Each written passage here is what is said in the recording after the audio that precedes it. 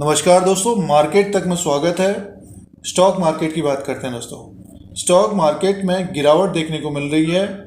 Nifty 50 17,000 के नीचे कारोबार कर रहा है। बहुत सारे सेक्टर के शेयर्स करेक्शन में हैं, गिरावट में है।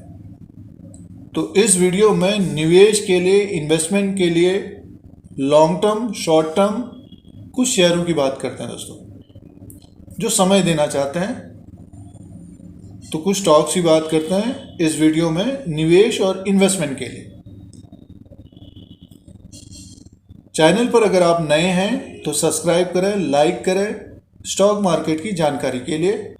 तो सबसे पहले जो स्टॉक रहेगा दोस्तों, इन्फोसिस लिमिटेड का रहेगा। आईटी सेक्टर में गिरावट देखने को मिल रही है। पिछले 5 से 6 महीने के अंदर अच्छी खासी गिरावट आई है इन्फोसिस में भी। और जैसे कि मंदी और रिसेशन की बात चल रही है, इंटरेस्ट रेट बढ़ रहे हैं, तो आईटी सेक्टर के शेयरों में गिरावट है 2022 में और नीचे की तरफ दिख रहे हैं। निवेश के लिए इन्फोसिस लिमिटेड अच्छा रह सकता है। अगर लॉन्ग टर्म के लिए इन्फोसिस लिमिटेड को खरीदा जाए पार्ट में तो अच्छा रिटर्न मिल सकता है दोस्तों। एक पोर्टफोलियो वाला स्टॉक रहा है इन्फोसिस लिमिटेड और अभी डाउन में मिल रहा है। इसका जो लो है 1355 है और प्राइस है 1393। तो अगर मार्केट में गिरावट बढ़ती है तो इन्फोसिस लिमिटेड के ऊपर नज़र रखनी चाहिए। अगर आप निवेश करना चाहते तो इन्फोसिस लिमिटेड अच्छा रिटर्न दे सकता है। साल भर में 15 से 20% रिटर्न मिल सकता है दोस्तों। और दूसरे स्टॉक की बात करते हैं तो स्टेट बैंक ऑफ इंडिया की बात करेंगे।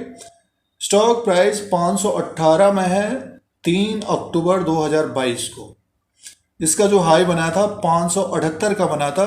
स्टॉक में अगर गिरावट बढ़ती है तो इसके ऊपर नज़र रखनी चाहिए दोस्तों।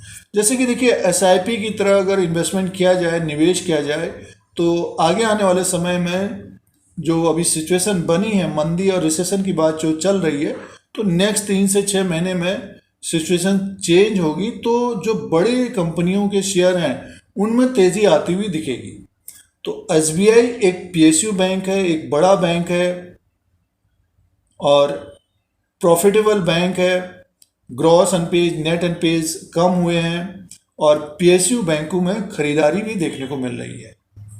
तो जैसे कि 518 में स्टॉक प्राइस है, तो इसमें भी एसआईपी की तरह पार्ट में अगर खरीदा जाए तो लॉन्ग टर्म में अच्छा निवेश बन सकता है।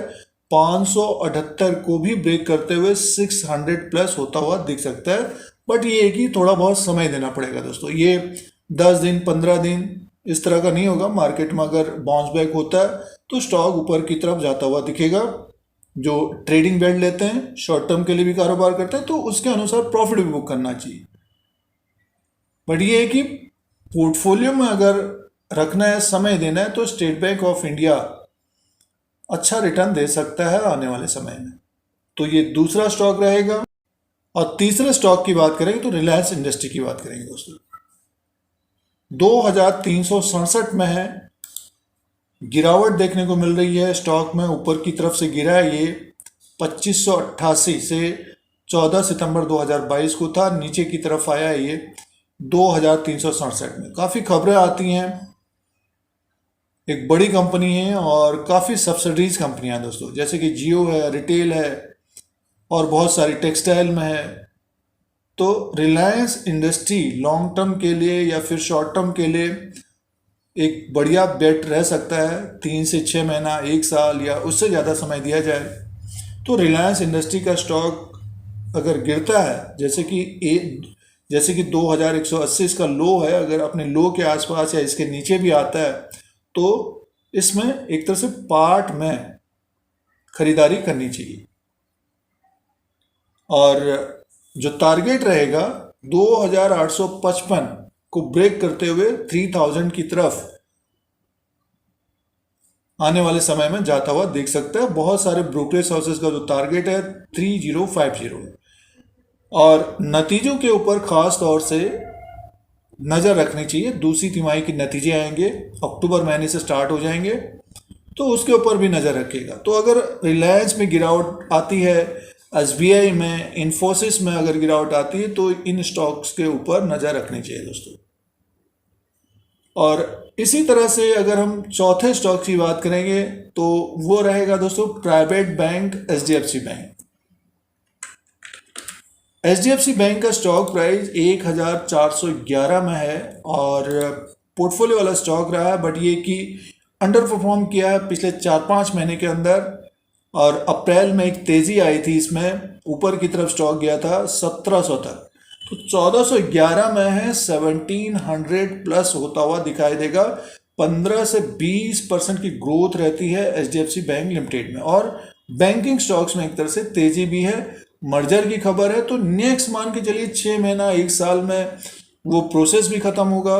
और ये जो अभी इंटरेस्ट रेट, मंदी, रिसेशन, जितने भी अभी गिरावट की बात चल रही है, तो वो भी खत्म होता हुआ नजर आएगा। तो एचडीएफसी बैंक लिमिटेड भी अच्छा करता हुआ नजर आ सकता है दोस्तों।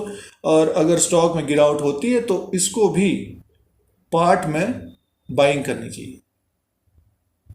तो जितने भी ये कंपनियां हैं, बैंक्स हैं, बड़ी कंपनियां दोस्तों, जब इनमें तेजी आएगी तब निफ्टी 50 ऊपर की तरफ जाता हुआ दिखेगा। और इसी तरह से पांचवें स्टॉक की बात करते हैं तो पांचवा जो स्टॉक रहेगा टाटा स्टील का रहेगा दोस्तों। टाटा स्टील का स्टॉक 100 के आसपास है और एक बड़ी कंपनी है टाटा स्टील। इसमें 6-7 कंपनियों का मर्ज होना है टाटा ग्रुप का। तो लॉन्ग टर्म में अगर जिनके पास समय है तो डेफिनेटली ये अच्छा रिटर्न मिलता हुआ दिख सकता है दोस्तों।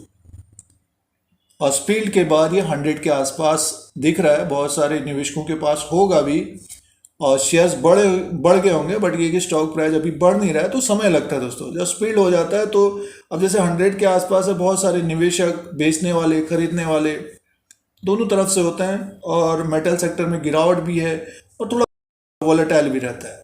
तो टाटा स्टील लॉन्ग टर्म के लिए अच्छा बेट रह सकता है और इसका सेल्स बढ़ते हुए नजर आएंगे, प्रॉफिट बढ़ता हुआ नजर आएगा।